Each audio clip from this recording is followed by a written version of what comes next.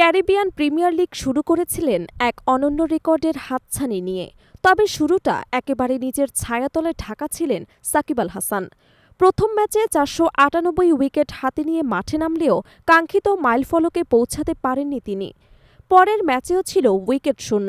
অবশেষে Antigua north সাউন্ডে এসে ফুরালো অপেক্ষার পালা। সেন্ট কিটস অ্যান্ড নেভিস পেট্রিটসের বিপক্ষে বল হাতে নেমেই ইতিহাস গড়লেন বাংলাদেশের এই অলরাউন্ডার। সপ্তম বোলার হিসেবে আক্রমণে আসেন ১৫তম ওভারে। এসেই ফিরিয়ে দেন পাকিস্তানি ব্যাটার মোহাম্মদ রিজওয়ানকে। এভাবেই প্রবেশ করেন স্বীকৃতি টি-২০-র ৫০০ উইকেটের ক্লাবে। পরে আবারও ২টি উইকেট শিকার করে দিন শেষ করেন ৩ উইকেট নিয়ে। এমন কীর্তি গড়ে সাকিব বিশ্ব ক্রিকেটে লিখলেন নিজের নাম স্বর্ণাক্ষরে। কারণ বিশ্বের মাত্র ৫ জন বোলার পৌঁছেছেন টি-২০তে ৫০০ উইকেটের মাইলফলকে। তবে এক জায়গায় সাকিব একেবারেই অনন্য, কারণ তিনি একমাত্র ক্রিকেটার যিনি একসঙ্গে ৭০০ রান এবং ৫০০ উইকেটের মালিক। টি-২০ ক্রিকেটে সর্বাধিক উইকেটের মালিক আফগানিস্তানের অধিনায়ক রাশিদ খান। তার ঝুলিতে রয়েছে ৬০৭ উইকেট। ৬৩১ উইকেট নিয়ে দ্বিতীয় স্থানে রয়েছেন ওয়েস্ট ইন্ডিজের ডুয়েন ব্রাভো।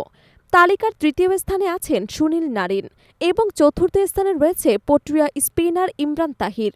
এবং তাদের পরেই পঞ্চম স্থানে উঠিয়ে এলেন সাকিব আল হাসান, যার ঝুলিতে এখন ৫০০ উইকেট। বল হাতে দুর্দান্ত সাফল্যের পাশাপাশি ব্যাট হাতেও অবদান রাখেন তিনি। তার ৩ উইকেট এবং ২৫ রানের ইনিংসে ভর করেই অ্যান্টিগা অ্যান্ড বারবুডা ফ্যালকনস ৭ উইকেটের বড় জয় পেয়েছে। প্রথমে ব্যাট করে সেন্ট কিটস অ্যান্ড নেভিসের ইনিংস থামে ১৩৩ রানে।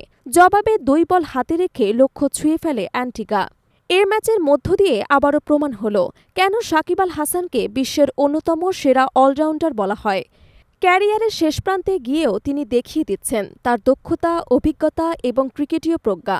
বাংলাদেশের এই সুপারস্টার শুধু দেশ নয়, বিশ্ব ক্রিকেটেও এক অনন্য দৃষ্টান্ত স্থাপন করলেন।